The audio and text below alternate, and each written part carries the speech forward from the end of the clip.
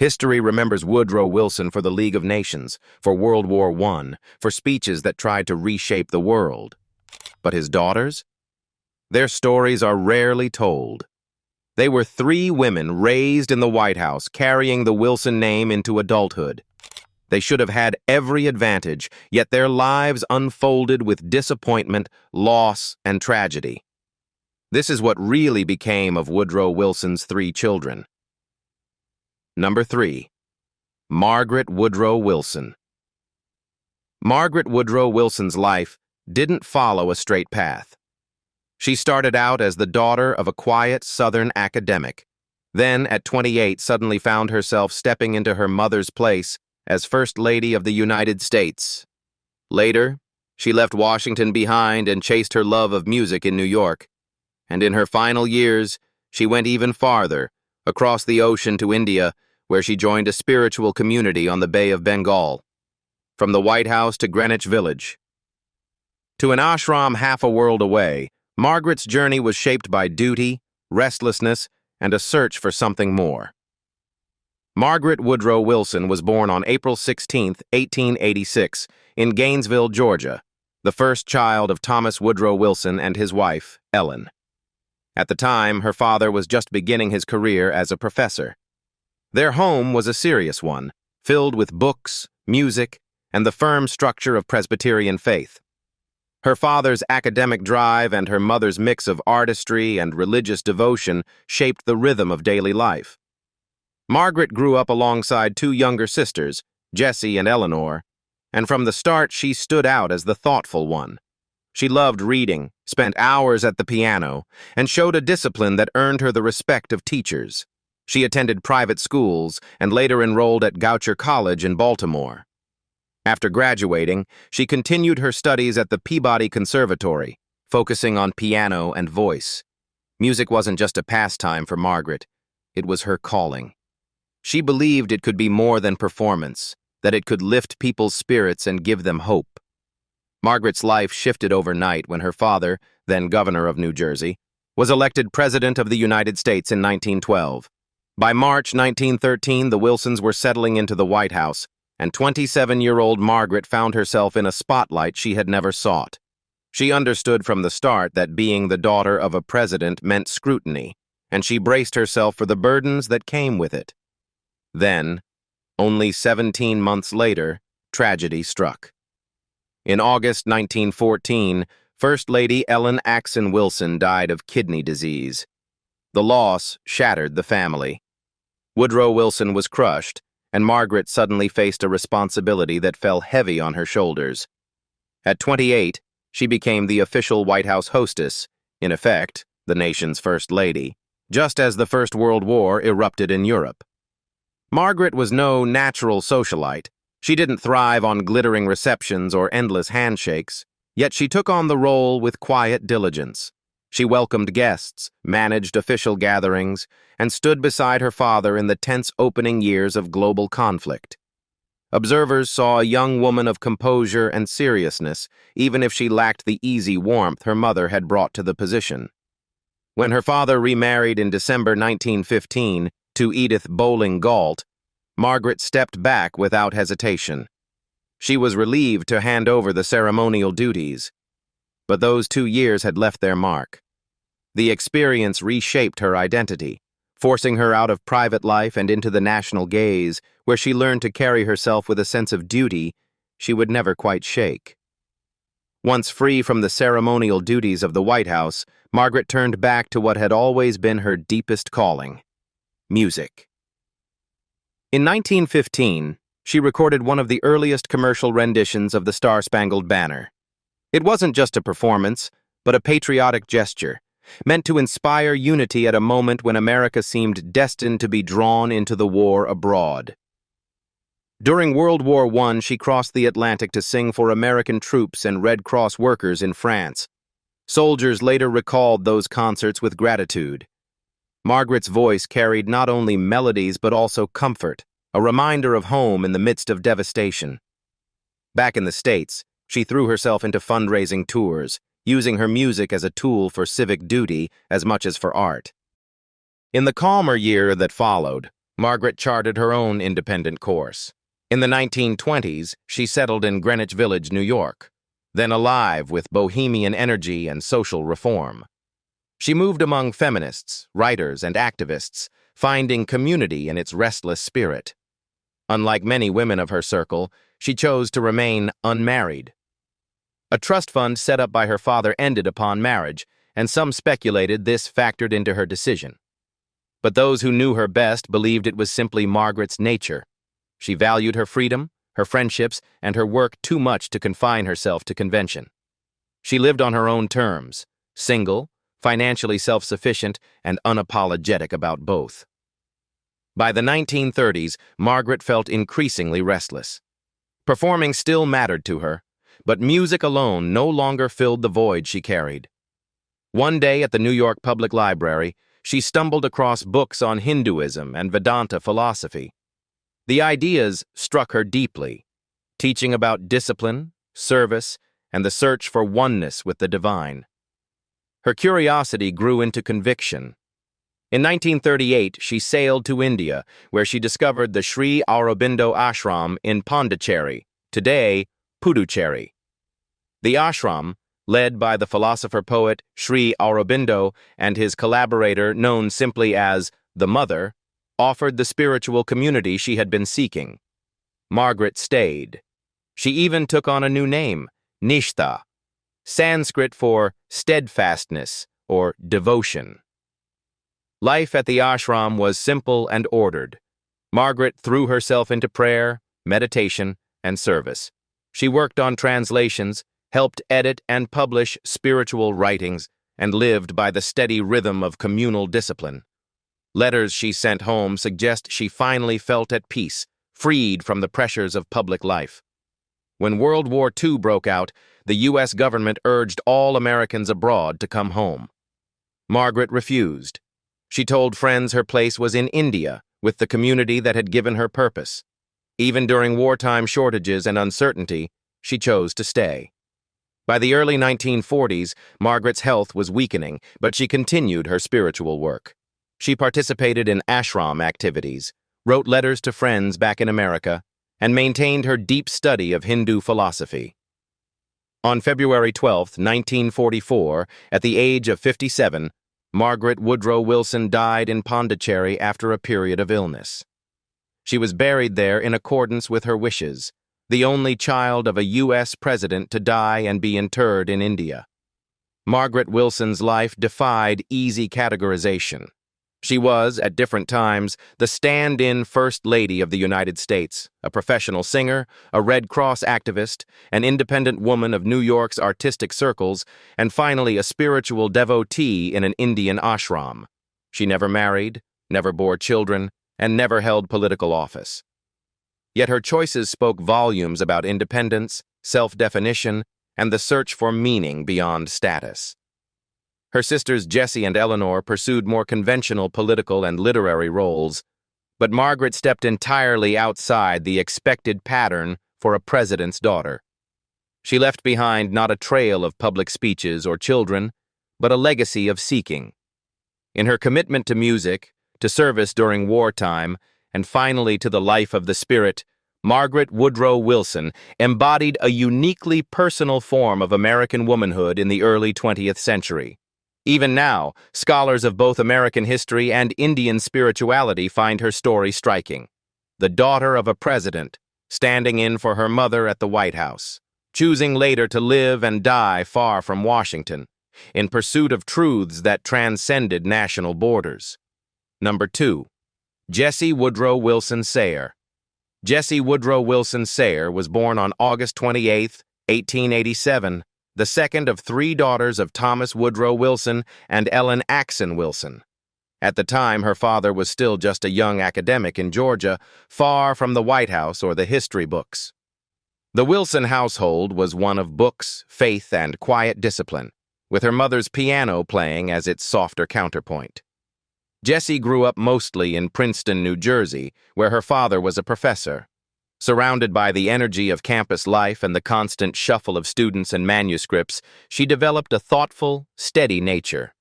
She was the middle child, caught between Margaret, the serious and introspective eldest, and Eleanor, the lively, social youngest. Jessie seemed to balance them both. She was gentle but firm, modest yet full of conviction, someone people remembered for her sincerity more than her style. One acquaintance called her aesthetic, poetic, and idealistic. But what stood out most was her quiet warmth and the sense that her beliefs truly guided the way she lived. Jessie's education reflected her parents' belief in women's intellectual potential. After early tutoring at home and studies at Miss Fine's school in Princeton, she enrolled at the Women's College of Baltimore, now Goucher College. There she proved herself both academically and socially. She joined Gamma Phi Beta sorority, followed her aunt's legacy, and became known for her diligence and sense of humor. She graduated in 1908 with honors and election to Phi Beta Kappa. Rather than drift into high society, Jessie chose work that aligned with her conscience. For 3 years, she served in a settlement house in Philadelphia, living among the poor and helping immigrant families adjust to American life. The settlement house movement represented progressive reform at its core: education for children, classes for adults, health care for families. Jessie threw herself into it without pretense. These years shaped her lifelong conviction that public service was not about speeches or positions, but about meeting human need face to face. Her father's rapid political rise pulled Jessie from the world of neighborhood reform into the glare of national politics. In 1910, Woodrow Wilson became governor of New Jersey. 2 years later, he was elected President of the United States.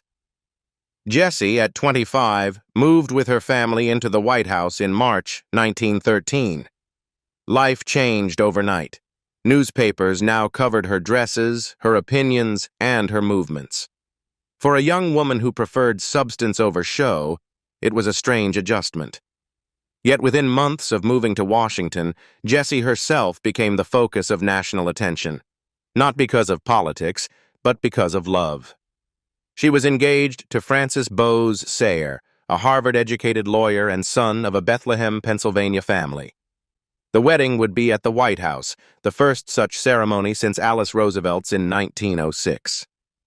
On November 25, 1913, the East Room was filled with flowers, diplomats, and journalists. President Wilson escorted his daughter down the aisle. Guests noted the event's warmth and simplicity despite the grandeur of the setting. A friend later wrote that it felt like a quiet home wedding, where the guests could chat with the president as though it were any ordinary gathering. Jessie wore a flowing gown of ivory satin, her veil fastened with orange blossoms. She was radiant but unpretentious. The entire nation read about the White House wedding of the president's daughter, but those who knew her best remembered it for its intimacy. After a honeymoon in Europe, Jessie and Frank settled in Williamstown, Massachusetts, where Frank joined Williams College as an assistant to the president. Their first child, Francis Jr., was born in January 1915 at the White House, where Jessie had returned for the birth. 2 daughters followed, Eleanor in 1916, Woodrow in 1919. Jessie embraced motherhood wholeheartedly, yet never abandoned her sense of civic duty. Even with the demands of raising children, Jessie threw herself into the suffrage cause. In Williamstown, she took on the presidency of the local Equal Suffrage League, and her home became a hub of activity, neighbors gathering in her parlor, leaflets spread across the table, voices rising with purpose. Jessie spoke at rallies throughout Berkshire County, her style calm but firm. She didn't lean on fiery rhetoric. Instead, she spoke from conviction, which often proved more persuasive. Her father, now president, remained cautious about suffrage, insisting it should be decided state by state. Jessie disagreed. She believed deeply in a national amendment and wasn't afraid to say so. Though she never confronted him publicly, her steady advocacy was part of the quiet pressure that helped change his mind. By 1918, Woodrow Wilson came out in support of the amendment, and just 2 years later, the 19th Amendment was ratified. Jessie had lived to see women win the vote, an achievement she had worked for in her own quiet but determined way. Her activism expanded beyond suffrage. Jessie joined the national board of the YWCA, where she focused on programs to uplift young women, especially those in industrial jobs. She promoted education, workplace fairness, and moral support for women struggling in urban America. She also embraced her father's internationalism. After World War I, when Woodrow Wilson's dream of the League of Nations faltered in the Senate, Jessie picked up the cause. She joined the League of Nations Association and gave speeches in support of American engagement abroad. She believed peace required global cooperation, and she used her voice to press that case. In the 1920s, Jessie's family moved to Cambridge, Massachusetts, where Frank became a professor at Harvard Law School and served as Massachusetts Commissioner of Correction. Jessie, already established as a community leader, rose quickly in Democratic politics. She was active in the League of Women Voters, encouraging women to exercise their new political rights. She organized meetings, chaired committees, and became known as a serious political worker. Her stature culminated at the 1928 Democratic National Convention in Houston, Texas. There she was chosen to introduce the presidential nominee, Governor Al Smith of New York. In a hall filled with thousands of delegates, Jessie stood poised and confident. She introduced Smith as the heir to Wilsonian progressivism and internationalism. For many delegates, it was striking, the daughter of a president, a woman in her own right, giving the keynote introduction at a national convention. Newspapers took note, praising her eloquence and the symbolism of her presence. The following year, Democratic leaders in Massachusetts floated her name for the U.S. Senate. She had the pedigree, the intellect, and the passion. The idea of a former president's daughter entering the Senate was electrifying. Jessie seriously considered it. But in the end, she declined, choosing instead to serve as secretary of the Massachusetts Democratic State Committee. It was a practical decision. She still had children at home and valued a role that allowed her to contribute without neglecting her family. As state party secretary, she worked tirelessly behind the scenes, strengthening the party infrastructure, recruiting candidates, and organizing campaigns. By the early 1930s, Jessie was at the height of her influence. She was a respected voice in Massachusetts politics, a leader in women's organizations, and a bridge between the Wilson legacy and a new Democratic generation. Then, suddenly, tragedy struck. In January 1933, Jessie was hospitalized in Cambridge for abdominal pain. Doctors operated, expecting a routine recovery. But complications set in, and on January 15th, Jessie Woodrow Wilson Sayre died at the age of 45. The news shocked Massachusetts and Washington alike. She left behind her husband and 3 children still in their teens. The outpouring of grief was immediate. The Boston Globe mourned her as one of the most useful citizens in her adopted state, noting that she had earned respect not because of her name, but because of her service. Democratic women's clubs honored her memory. The Women's Democratic League of Boston renamed itself the Jessie Woodrow Sayre League. To many, her death felt like the loss of a leader who might have gone even further, perhaps even into national office. Jessie Wilson. Sayre's life was brief, but it was filled with purpose. She was the daughter of a president, but she never rested on that identity. She was a suffragist, a YWCA leader, a champion of the League of Nations, a Democratic organizer, and a devoted mother. She lived modestly, but her impact reached far. She never held elected office, yet she shaped politics in Massachusetts and gave voice to progressive causes nationwide. Her story also offers a window into the personal cost of public life. She was born into a family devoted to service, and she carried that torch with integrity. She worked for justice, equality, and peace, all while raising children and supporting her husband's career. Her early death robbed the Democratic Party of one of its brightest lights. Yet in the organizations she strengthened and the causes she advanced, her spirit lived on. Today, Jessie Woodrow Wilson Sayre is remembered less often than her famous father or her glamorous half-sister Eleanor Roosevelt. Yet her life embodied the values of her time: duty, reform, and compassion. She did not seek the spotlight, but when called upon, whether at a White House wedding, a suffrage rally, or a national convention, she rose to the occasion with dignity and strength. Her father once wrote to her, "It carries love unmeasured, not only to you, my darling daughter, but to all the dear ones of whom I think so often and with such yearning." In that line lies the truth of Jessie's life. She was cherished, she was needed, and she gave of herself to others. Though her years were few, Jessie Wilson Sayers' legacy is one of quiet greatness, an enduring example of what it means to live for others, for justice, and for the common good. Number 1. Eleanor Randolph Wilson McAdoo. Eleanor Randolph Wilson, known to family and friends as Nellie, was born on October 16, 1889 in Middletown, Connecticut. She was the youngest of the 3 daughters of Woodrow Wilson, then a professor, and Ellen Axon Wilson, an artist and devoted mother. Her childhood was spent in a world of books, music, and quiet discipline.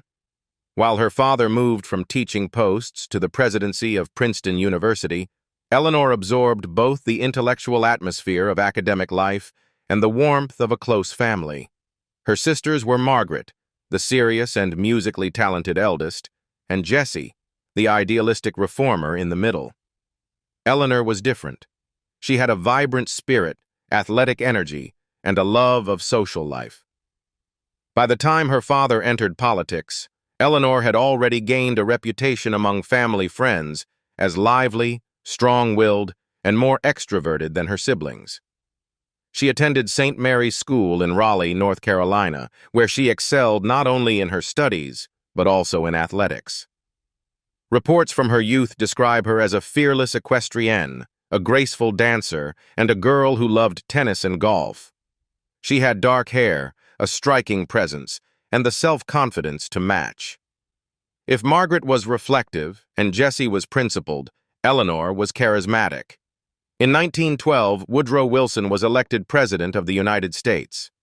When he entered the White House in March 1913, Eleanor, just 23, suddenly found herself one of the most visible young women in America. She embraced the social life of the Capitol. Society reporters described her as an ideal young society woman, vivacious, fashionable, and approachable. She attended receptions, hosted teas, and became a favorite of Washington's press corps. Unlike her sister Margaret, who preferred privacy, Eleanor enjoyed the bustle of official life. It was in the White House that Eleanor's life took its most dramatic turn. Among her father's new cabinet officers was William Gibbs McAdoo, the Secretary of the Treasury. McAdoo was a powerful financier, a widower, and more than 25 years Eleanor's senior. To the surprise of many, Eleanor and McAdoo developed a romance. She later quipped that she had urged her father to appoint McAdoo because he was so attractive. Her parents were startled at first. This was no ordinary match, but the affection was genuine, and in early 1914, the engagement was announced. On May 7, 1914, the Blue Room of the White House was transformed into a wedding chapel for Eleanor and William McAdoo. It was the second White House wedding in 6 months. Her sister Jessie had married there the previous November. Eleanor's wedding was elegant but deliberately modest, as her mother was gravely ill and unable to endure a grand affair. The bride wore a gown of ivory satin trimmed with rare lace, her veil fastened with orange blossoms. She carried lilies of the valley and orchids. President Wilson walked his daughter down the aisle, a deeply personal moment in the midst of public duty. The wedding made front-page news across the country. Americans were captivated by the image of the youthful first daughter marrying a senior statesman. Within weeks, however, joy turned to sorrow. On August 6, 1914, Ellen Axon Wilson died.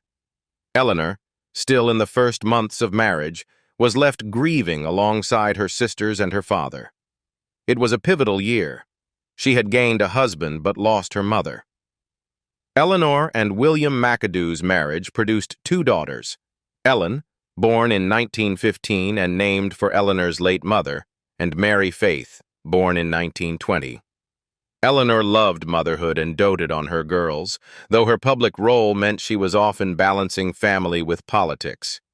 As the wife of a cabinet secretary, she became an active participant in wartime mobilization during World War I. She led the Women's Liberty Loan Drive, urging American women to buy bonds and support the troops. Her speeches and appearances drew on both her famous name and her energetic personality, and she became one of the most prominent women involved in Treasury Department campaigns. When McAdoo left the cabinet in 1918 and later sought the Democratic presidential nomination in 1920 and 1924, Eleanor played her part as a campaign spouse. She met delegates, hosted gatherings, and stood by her husband's side during the grueling conventions. Although McAdoo never secured the nomination, Eleanor became well acquainted with the machinery of American politics. The couple eventually moved west to California, where McAdoo built a career as a lawyer and in 1933 won a seat in the U.S. Senate. But the marriage had begun to strain. The large age difference, years of political stress, and McAdoo's relentless ambitions wore down their relationship. By the mid-1930s, they were living largely separate lives. In July 1935, Eleanor divorced McAdoo after 21 years of marriage. She was 45, with 2 daughters nearly grown. A few weeks later, McAdoo remarried. Eleanor did not. Instead, she began a new phase of her life, carving an identity independent of her father and her husband. Eleanor turned to writing as her chosen path. In 1937, she published The Woodrow Wilsons, a memoir of her family life in the White House. It was a warm, intimate portrait that emphasized the humanity of her parents and the closeness of their family.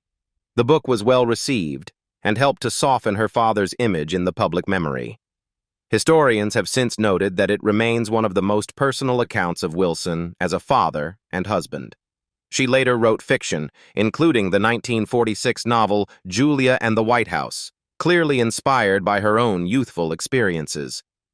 Written in a light and accessible style, it told the story of a young woman's coming of age in the executive mansion. It was part reminiscence, part imaginative retelling. Her writing allowed Eleanor to preserve her own voice and to control the story of the Wilson family from a perspective no outsider could provide. In 1962, near the end of her life, she edited The Priceless Gift, a collection of love letters exchanged between Woodrow and Ellen Wilson during their courtship. Through these letters, she revealed the tenderness and passion of her parents' marriage, offering future generations a glimpse of the man behind the presidency and the woman whose influence shaped him. Eleanor did not confine herself to books. During World War II, she returned to public service, this time as part of the Women's Division of the War Savings Staff. She toured the western states, encouraging bond purchases, invoking both her father's legacy and her own World War I experience. She brought enthusiasm and warmth to rallies, demonstrating that the Wilson name still carried moral weight. In 1945, she attended the San Francisco conference at which the United Nations Charter was signed. For Eleanor, the moment was deeply personal. Her father's dream of a League of Nations had collapsed after World War I. Now, decades later, she witnessed its successor come to life. She supported the United World Federalists, believing that international cooperation was essential to peace. Later, she lent her support to Adlai Stevenson's presidential campaigns in the 1950s, staying engaged in democratic politics even in her later years. By the 1950s, Eleanor was living in Montecito, near Santa Barbara, California. She enjoyed a quieter life, surrounded by books, family papers, and friends. She painted, wrote, and hosted small gatherings.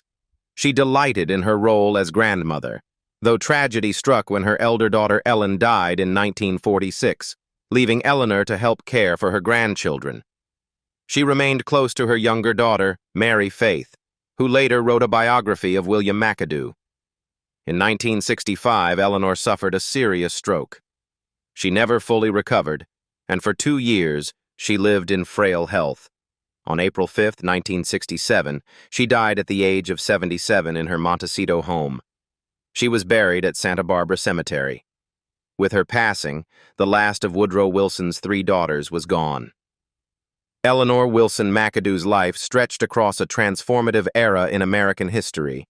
She was born during the Gilded Age, came of age in the White House during World War I, raised a family through the Roaring Twenties and the Depression, served her country in 2 world wars, and lived to see the dawn of the United Nations. Her legacy lies in the preservation of her family's story. Through her memoir, her novel, and her editing of her parents' letters, she ensured that Woodrow Wilson would be remembered not only as a president, but also as a husband and father. She contributed to his legacy with affection and honesty. At the same time, she lived her own life of service, as a campaigner, as a leader in war bond drives, as a writer, and as a woman who remained engaged with the issues of her time. Eleanor's story is a reminder that the daughters of presidents are not merely footnotes. They are individuals shaped by history, yet shaping it in their own ways. She was a White House bride, a political spouse, a mother, a writer, and a witness to world-changing events. She carried her father's legacy forward while also carving her own path. In the end, Eleanor Wilson McAdoo lived a long life of duty, grace, and resilience. Her voice, both in the public arena and on the written page, remains one of the most intimate testaments to the Wilson family's place in American history. And that's what happened to Woodrow Wilson's 3 daughters. Margaret lived a quiet, searching life, often in the shadow of her father's legacy. Jessie poured herself into service and activism, only to be taken far too young. And Eleanor, the White House bride, carried both the weight of expectation and the scars of heartbreak. Together, their lives show that even in the most powerful families, happiness was fragile and often out of reach. Thank you for watching. If this story moved you, please like, subscribe, and join me next time as we uncover more of the hidden struggles behind history's most famous names.